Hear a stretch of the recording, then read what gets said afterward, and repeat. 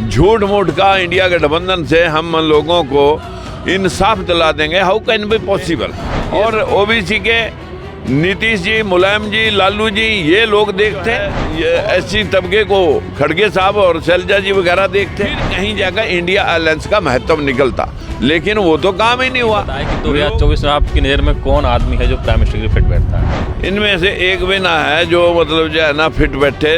मेरा ये कहना है कि अगर कभी ये मीटिंग में मुझे बुलाएं, मैं इनका बिना फैसला हुए इनको एक को भी दरवाजे से बाहर ना निकलने। और हमारे कैंडिडेट के घर के वोट थे 16 और उनके घर के वोटों में से उस बूथ पे वोट मिला उसे 1। गॉड नोज देश का क्या होगा, ये प्रजातंत्र, ये संविधान, ये डेमोक्रेसी अगर कहीं ये तो कहीं ऐसा ना हो मिस्र जैसा हाल और वियतनाम जैसा हाल और बगदाद जैसा हाल हमारे देश का हो जाए। इस समय राजनीतिक गलियारों में, लेकिन ठंड का मौसम है, लेकिन राजनीतिक गलियारों में इस समय गर्मी है, गर्मी का माहौल है। क्यों? उसका कारण है कि 2024 के इलेक्शन है। उसी इलेक्शन को लेकर इंडिया अलायंस की कल अशोका होटल में मीटिंग हुई। मीटिंग में प्रस्ताव रखा गया ममता बनर्जी और अरविंद केजरीवाल की तरफ से कि खड़गे साहब को 2024 में प्रधानमंत्री पद का उम्मीदवार बनाया जाए, लेकिन उस पर अभी सहमति बनती नज़र नहीं आ रही है। उधर नीतीश कुमार जी का कहना है कि सीटों के बंटवारे को जल्द से जल्द कर लिया जाए। इन्हीं सारी चर्चाओं, इन्हीं सारे मुद्दों को लेकर हम चर्चा करेंगे। देश में शोषित वंचित दलितों की आवाज़ को उठाने वाले और हरियाणा में भाजपा को कमज़ोर करने वाले, भाजपा को चुनौती देने वाले राजकुमार सैनी से पूर्व में सांसद रह चुके हैं, मंत्री रह चुके हैं और दलित और पिछड़े शोषित वंचितों की लड़ाई को हमेशा प्योरिटी से लेते हैं, पूरे देश में जाके लोगों को अवेयर कर रहे हैं। तो बात करेंगे उनसे कि इंडिया अलायंस में जो अभी चर्चा चल रही है, जो मीटिंग हुई कल, उसको लेकर बात करेंगे कि क्या वो किस तरह से देखते हैं। सर, जैसा कि कल मैंने देखा वहाँ पे कि खड़गे साहब को प्राइम मिनिस्टर के लिए रखा गया, ममता बनर्जी, अरविंद केजरीवाल तरफ से नाम आया, लेकिन खड़गे साहब का कहना है कि पहले जीत के आएँ, उसके बाद हम डिसाइड कर लें कौन प्रधानमंत्री का। तो किस तरह से देखते हैं इस चीज़ों को सर? सबसे पहले मैं इंडस न्यूज के सभी दर्शकों को प्रणाम करता हूँ। विषय है कि आप इंडिया गठबंधन को कैसे देखते हैं। इंडिया गठबंधन की प्रपोजल बिहार के मुख्यमंत्री नीतीश जी ने रखी थी और जिन्होंने जातिगत जनगणना को आधार बना करके इस गठबंधन के लिए SC, ST, OBC और माइनॉरिटी के लोगों का जिनका अभी तक शोषण हुआ उनकी हिस्सेदारी सुनिश्चित हो सके और भाजपा जो हिंदू मुसलमान के मुद्दे को एक धार्मिक कार्ड खेल करके इस्तेमाल अब तक करती चली आ रही है कि इसको संवैधानिक प्रारूप को, लोगों के हक परस्ती को लेकर के सबको समान अधिकार, समान रोजगार मिले, इन बातों को लेकर के इस देश का वातावरण बने। लेकिन कहाँ OBC की बात कहने वाला मुझे कल की मीटिंग में भी कोई दिखाई नहीं दिया। अगर लोग व्यवस्था में, चाहे वो ममता बनर्जी हैं चाहे केजरीवाल हैं, दोनों अपर कास्टों से, वो सिर्फ ये दिखाना चाहते हैं कि ये किसी तरह से गठबंधन हो ही नहीं, जबकि देश में 55% 60% आबादी OBC की है। भाई तुम OBC के व्यक्ति को आगे करते तो पूरा देश का माहौल इकट्ठा जुड़ जाता। जबकि राहुल खुद कह रहे थे कि OBC की जाति की जनगणना होनी जरूरी है, लेकिन OBC के व्यक्तियों को काट करके आप सोचते हैं कि हम झूठ मूठ का इंडिया गठबंधन से हम लोगों को इंसाफ दिला देंगे, हाउ कैन बी पॉसिबल। ये संभव कैसे होगा जब तुम 60% आबादी की बात ही नहीं कर रहे। मैं दावे से कह सकता हूँ ये सारे के सारे लोग स्वार्थी हैं। अगर इनमें कोई राजकुमार सैनी जैसा निस्वार्थ व्यक्ति बैठा होता तो मैं दावे से कह सकता था इनका समझौता करा के उठता और जो दूध का दूध और पानी का पानी था उसको सुनिश्चित करता कि किसी के साथ कोई ठगी ना हो, भेदभाव ना हो। ऐसी व्यवस्था बना करके कि मुख्य प्रधानमंत्री की कुर्सी बाद में तय हो जाएगी।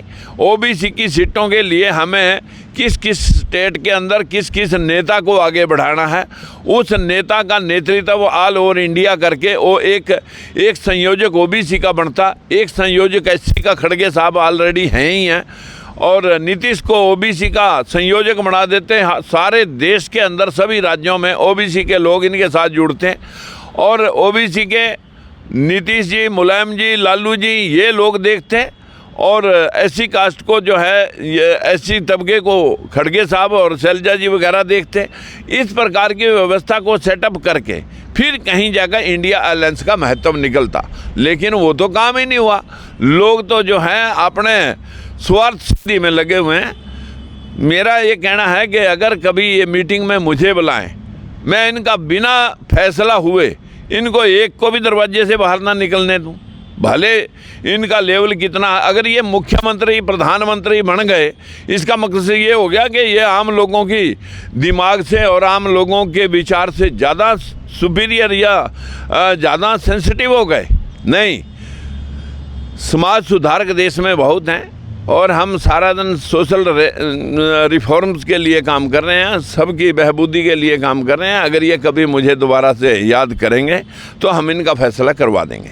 जैसा कि सर आपने नीतीश कुमार जी की बात कही, नीतीश कुमार जी का ओबीसी का संयोजक बनाया है नीतीश कुमार जी को, लेकिन कल जो इंडिया गठबंधन सूत्रधार नीतीश कुमार जी थे, उनको संयोजक, इंडिया गठबंधन के संयोजक के लिए भी उनका किसी नाम आगे नहीं किया। और रही बात आपने कहा सीटों के, तो सीटों को लेके तो अभी भी खींचा खींची है। कांग्रेस चाहती है हमें सीट मिले, क्योंकि कुछ क्षेत्रीय दल ऐसे हैं जिनका राज्यों में अपना वर्चस्व है, लेकिन कांग्रेस वहाँ पर भी अपनी सीटों के लिए बात कर रही है। तो कैसे, क्या इंडिया अलायंस चल पाएगा लंबे समय तक? आपके क्या आप कैसे देखते हैं इसको? देखिए, गठबंधन कुछ त्याग किए जाते हैं और कुछ एडजस्टमेंटें बना करके ही कोई गठबंधन होता है। गठबंधन सरोसरी लकीर खींच करके हुआ नहीं करता। लेकिन मैं, अगर कभी ये मुझे याद करेंगे तो मैं इस इंडिया गठबंधन को वाकई इंडिया में फैला करके दिखा सकता हूँ। लेकिन अभी तक वो लोग जो सिर्फ और सिर्फ स्वार्थ में डूबे हुए हैं, वो अपना गठबंधन अपने सर में अपने आप जो कैसे देख लेंगे। भाई, कोई थर्ड आदमी चाहिए जिसका कोई स्वार्थ सिद्धि, कोई मतलब ऐसा ना हो। उस आदमी को आप बीच में बैठाएं ताकि हम आपका जो एक दूसरे का जो तालमेल है, जोड़ तोड़ है, वो सबका फिट कर सकें। सर, एक सवाल ये भी है कि आप भी 2024 लोकसभा चुनाव में तैयारी कर रहे हैं, हरियाणा में अब काम कर रहे हैं, और आपकी जो पार्टी है वो भी हरियाणा, क्या मैं मानता हूँ 5 राज्यों में लगभग काम करे, उत्तर प्रदेश, मध्य प्रदेश, राजस्थान वगैरह सब जगह काम करे, हरियाणा, दिल्ली में। तो आप किस तरह से इंडिया अलायंस में जाएंगे, या आपको थर्ड मोर्चा बनाने की जो आपकी बात कहते हैं, क्या थर्ड मोर्चे पर रहेंगे आप? सर, आज की डेट में हमारे पास SC, ST, OBC और माइनॉरिटी के ऊपर ही हम काम कर रहे हैं, और हमारे साथ 6 पार्टियाँ अभी तक जुड़ी हुई हैं। उन सभी को लेकर के इनको ज़रूरत पड़ेगी हमारी, तो हम इनकी सपोर्ट करेंगे, इनकी देंगे सपोर्ट और लेंगे भी। और अगर इनको ज़रूरत ना पड़े, हम अपने बलबूते हरियाणा के अंदर सभी लोकसभा और विधानसभा सीटों के ऊपर पूरी ताकत के साथ युद्ध लड़ेंगे। अच्छा सर, लेकिन सर 2024 में आपके नज़रों में किसको प्राइम मिनिस्टर का चेहरा होना चाहिए? देखिए, झूठ की राजनीति तो इस देश में किसने नहीं की, कांग्रेस ने भी की, बीजेपी कर रही है। और नेता लोग जो हैं, इस देश का जो मूल प्रारूप संविधान का था उसको तो किसी ने लागू नहीं किया, जिसमें जिसकी संख्या भारी, जिसकी वैसी उसकी हिस्सेदारी।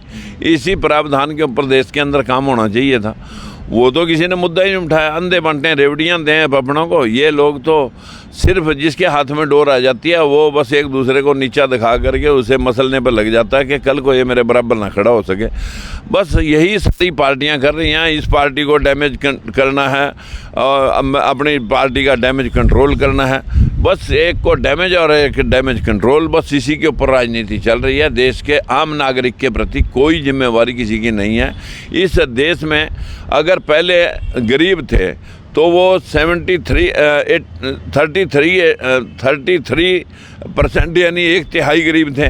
उसके बाद इसमें 67% गरीब हुआ। अब 80% यानी 4 हिस्से गरीब हैं, 1 हिस्सा अमीरों का है, जो जिसमें लोगों को राजनीतिक विरासत मिली या शासन प्रशासन में जो है ना लाभ मिले, वो लोग या ब्यूरोक्रेसी के माध्यम से या कोई इंडस्ट्री के माध्यम से जो लोग आगे बढ़े, उनके पास आज अपार धन संपदा हो गई है। जो आम नागरिक हैं, जो पहले कुछ माली हालत में ठीक था, अब वो पिस करके इस लेवल पे आ गया कि उसमें 50% जनता तो 5 किलो दाने वाली हो गई।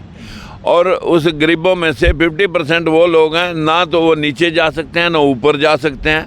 अब वो अपनी इज्जत बचाते बचाते जो है ना इन लोगों का मुंह ताक रहे हैं कि कहीं देश में कोई ऐसा रेवोल्यूशन आए कि हमारी इज्जत बच जाए। रेवोल्यूशन तब आएगा जब ये लोग होनेस्टली आम नागरिक के लिए काम करेंगे। अभी तक आम नागरिक के लिए काम नहीं कर रहे, सिर्फ पेट और अपनी राजनीतिक विरासत के लिए काम कर रहे हैं। लेकिन सर आपने इतना घुमा दिया, इतनी सारी बातें बता दी, लेकिन आपने ये नहीं बताया कि 2024 में आपकी नज़र में कौन आदमी है जो प्राइम मिनिस्टर के फिट बैठता है। इनमें से एक भी ना है जो मतलब जो है ना फिट बैठे।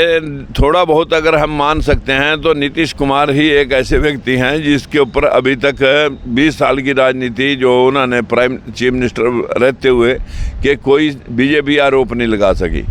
अन्यथा जो है ना नेशनल हेराल्ड के माध्यम से और बहुत सारे मतलब जो है ना केस कांग्रेस के आकाओं के खिलाफ भी चल रहे हैं। सभी आकाओं के खिलाफ अपार धन संपदा इकट्ठी करने के आरोप लगे हुए हैं और केस चल रहे हैं। लेकिन नीतीश के ऊपर अभी तक ऐसा इस प्रकार का कोई आरोप नहीं, इसलिए उसको आगे बढ़ाते तो ये अलायंस आगे बढ़ जाता। जिस तरह के 5 राज्यों के अभी चुनाव हुए उसमें जो सर्वे दिखा रहे थे, चुनाव होने के बाद जो रिजल्ट की जो एग्जिट पोल आ रही थी उसमें लगभग कांग्रेस को 3 राज्यों में बढ़त दिखाई जा रही है, राजस्थान छोड़ के 2 राज्यों में।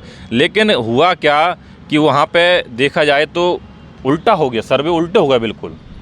वहाँ पे कांग्रेस हार गई, बुरी तरह से हारी कांग्रेस। और क्या आप इसमें एक EVM का बहुत बड़ा रोल माना जाता है, आप इसको किस तरह से देखते हैं सर? सभी दर्शकों को प्रणाम। मित्रों, एक बड़ी विचित्र घटना है कि हमारी पार्टी भी वहाँ पर चुनाव लड़ रही थी और हमारे कैंडिडेट के घर के वोट थे 16 और उनके घर के वोटों में से उस बूथ पे वोट मिला उसे 1। अब ये EVM का खेल है या कोई और षड्यंत्र है, क्योंकि पूरे देश के सर्वे ये बता रहे थे कि भाई राजस्थान में कंटेस्ट है और बाकी सभी जगह कांग्रेस एक तरफा है। और सभी चैनलों वालों ने जो बाद में सर्वे किया, उस सर्वे के बाद जो है ना जो लोगों के बीच में बात आई तो ये थी कि जो है ना यहाँ पर कांग्रेस की बढ़त है। लेकिन उसके विपरीत कैसे हुआ, क्योंकि लोगों के अंदर ये बात हजम नहीं हो रही कि जहाँ आम जन कांग्रेस को सपोर्ट कर रहा है और वहाँ वोटें बीजेपी की कैसे फालतू निकल गई। इसलिए कहीं ना कहीं तो गोलमाल है कि जो सभी की सस्पेंस का कारण बना हुआ है कि EVM में कहीं ना कहीं VVPAT लगाने के बाद ये सिस्टम दिखाता कुछ और है, होता कुछ और है। ऐसा अंदेशा लोगों के घर घर में बैठ गया है। और जब इस देश का मतदाता कंफ्यूज हो जाएगा और प्रजातंत्र के ऊपर अनबिलीव्ड हो जाएगा, विश्वासी हो जाएगा, तो इस देश को आगे चलाना बड़ा मुश्किल हो जाएगा। इसलिए जो चुनाव हो, अब सरकार को एक निर्णय ये जरूरी लेना चाहिए कि भाई बैलेट पेपर से जो है ना अब एक चुनाव लाए ताकि लोगों का सस्पेंस दूर हो और इन मशीनों को कहीं मतलब स्ट्रॉन्ग रूम के अंदर जो है ना रख करके 1-2 प्लान के लिए इसको ताला लगा दें। जब आपको लगेगा कि हम बैलेट से भी जीतते हैं, वैसे तो पहले बूथ तो कैप्चरिंग उसमें भी होती रही है, क्योंकि पैसे और बाहुबलियों के आगे हमेशा समाज झुकता आया है। लेकिन अब आम जन की बात ये जो है ना सस्पेंस की बात बन गई है कि आखिर कैसे भरोसा करें EVM के ऊपर। जैसा कि आपने EVM की बात की, जो विपक्ष की मुख्य पार्टी है कांग्रेस, जब कांग्रेस इंडिया अलायंस में जब वहाँ खड़गे जी बात बोल रहे थे तो वहाँ EVM को लेकर उनसे जब बात की गई तो उन्होंने EVM पे कुछ भी बोलने से साफ साफ इनका जो मुख्य विपक्ष की पार्टी है वो EVM को लेकर कुछ भी नहीं कह रही है। और जो अन्य क्षेत्रीय दल हैं वो EVM को लेकर लगातार घेर रहे हैं। तो कांग्रेस का खामोश रहना, इस पर आप क्या कहना चाहेंगे? देखिए, क्योंकि EVM उन्हीं के समय में स्टार्ट हुई थी, अब वो अपनी स्टार्टिंग को कैसे गलत बताएं, लेकिन उसके बाद VVPAT ऐड हुआ। उसमें VVPAT की वजह से अगर कोई उसमें जो है ना एडजस्टमेंट हो पाई है तो कुछ ना कुछ जो है ना दोनों पार्टियां RSS के द्वारा संचालित होती थी। जब देश आज़ाद हुआ तो 15 में से 13 ब्राह्मण मुख्यमंत्री थे। अब बताइए 18 में से 13 जो है ना ब्राह्मण मुख्यमंत्री थे। और यही पोजीशन जो है ना प्रशासन में 70% जो ब्यूरोक्रेसी थी वो एक ही समाज की थी, क्योंकि शिक्षा का अधिकार उनके पास था, बाकी सब पढ़े लिखे वही थे। और पूरे देश में पूजा पाठ और लोगों को भ्रमित करने का काम उन्हीं के पास था। आज भी लोग इसी मनुवादी व्यवस्था के माध्यम से इस देश को हाईजैक करने का प्रयास प्लान करते रहते हैं। लेकिन हमारा मानना है कि देश को एक बार फिर चुनाव की ज़रूरत है और बाहुबलियों से हट करके इस देश में आम जन कोई चुनाव लड़ सके, ऐसी परसेप्शन की लोड़ है कि कोई भी चुनाव लड़े, चाहे पैसे वाला ज़्यादा वाला है या कम वाला है। लेकिन 5 किलो दाने के ऊपर जब आम जन को रख दिया जाएगा, तो चर्चिल ने एक बात कही थी कि अगर जनता को बहुत देर तक सुविधाएं देकर के साथ रखना तो ये संभव नहीं है। जनता को इतनी कमज़ोर कर दो कि वो आपके बिना एक कदम भी चल ना पाए। इसका एग्जाम्पल उन्होंने जनता के सामने एक डेमोस्ट्रेशन दिया था, एक कबूतर के पंख पाड़ करके, और उसे बहुत फड़फड़ाया पंख जब उखाड़े गए, लेकिन उसे ज़मीन पर छोड़ करके 4 दाने डाल दिए। वो दाने खा करके उसके फिर आगे जाके उसने 4 दाने और डाल दिए, आगे जाके 4 दाने, वो उसके पीछे पीछे लगा रहा। वो भूल गया कि मेरे पंख इसने उखाड़े हैं। यही जनता के पंख उखाड़ दिए हैं और 5 किलो दाने पर ले आए हैं। तो यही एक इस देश की मजबूरी है कि वो चाहे बूथ कैप्चरिंग करके पहले सत्ता बाहुबली बनाते रहे हैं, और अब EVM के माध्यम से लोग इस देश को हाईजैक कर रहे हैं। गॉड नोज देश का क्या होगा। ये प्रजातंत्र, ये संविधान, ये डेमोक्रेसी अगर कहीं ये तो कहीं ऐसा ना हो मिस्र जैसा हाल और वियतनाम जैसा हाल और बगदाद जैसा हाल हमारे देश का हो जाए। सर, एक सवाल और उठता है, जैसे कि आप लोगों ने कहा कि 5 किलो राशन की बात, लेकिन प्रधानमंत्री मोदी जी ने 3 राज्यों के चुनाव आने के बाद से प्रधानमंत्री मोदी जी ने कहा था कि देश ने परिवारवादी और जातिवादी पार्टियों को सिर से नकार दिया है। इस पे आपका क्या कहना है? क्योंकि बहुत मुखौटे लगा रही है बीजेपी। परिवारवाद लोगों को दिखा रहे। अमित शाह का BCCI के उसका अध्यक्ष बनाया, वो ये परिवारवाद नहीं। इन सभी के बच्चे जो है ना विधायक बने, ये परिवारवाद नहीं। इनमें जितने लोगों के बच्चे जो है ना आगे लड़ाई लड़ने के लिए आतुर थे, वो सब के सब मैदान जंग के अंदर हैं। अब मोदी कहता है कि मेरा परिवार जो है ना, मैंने कोई राजनीति में कोई दखलंदाजी नहीं की। मैं पूछना चाहता हूँ कि मोदी जी, आप जितना झूठ तो शायद ही कोई बोल रहा होगा। आपने 40 साल तक एक TV चैनल पर बोल रहे मैं भीख मांग के खाया, 35 साल तक दूसरे चैनल पर बोल रहे मैं भीख मांग के खाया। कब आपने चाय बेच ली, कब आपने क्वालिफिकेशन हासिल कर ली, कब आप इस देश की व्यवस्था को समझने के लिए जो है ना इस देश में जाति व्यवस्था के खिलाफ मतलब जो है ना खड़े होकर के लोगों को, आपने सिर्फ हिंदू मुसलमान और RSS के माध्यम से इस देश को गुमराह किया है। अगर हम मानते हैं कि इस देश के संविधान में कोई कमजोरी है, वही आपको लगता है कि हम इसे बदल दें। जब हम बैकवर्ड क्लासेज, शेड्यूल कास्ट के या निचले तबके शूद्र समाज के लोग पढ़ नहीं सकते थे, क्या आप वही लाना चाहते हैं दोबारा से? हम नीचे बैठें, शिक्षा प्राप्त ना कर सकें, हम सिर्फ आपकी सेवा ही करें। यही व्यवस्था वो चाहते हैं, जो मनुवादी व्यवस्था के लोग हैं वो यही चाहते हैं और वही मोदी से करवाना चाह रहे हैं। तो राजकुमार सैनी जी का कहना है कि मनुवादी लोग वही चाहते हैं कि जो शूद्र नीचे जाति लोग आगे ना बढ़ जाएं। यही उनको मोदी जी, इसीलिए उन्होंने OBC का मुखौटा बना के आगे प्रेरित किया। और EVM को लेकर कहा कि कहीं ना कहीं कुछ तो गड़बड़ है। जब एक ही परिवार के 16 वोटों से बूथ पे एक ही वोट मिलता है तो कहीं ना कहीं कुछ गड़बड़ है। इस पर मतलब समझने का और जाँच करने का विषय है कि ऐसा क्यों हो रहा है। इनका मानना है अगर नीतीश कुमार जी को इंडिया अलायंस आए करता है तो इंडिया अलायंस मजबूती होगी और OBC का जो 50-60% जो हिस्सा है वो पूरा इंडिया अलायंस की तरफ जाएगा, क्योंकि 60% देश में आबादी उसको हक मिलना चाहिए, जो कि अब तक नहीं मिला है। आप देखते रहिए मेरे साथ इंडिया न्यूज़ 24/7। धन्यवाद।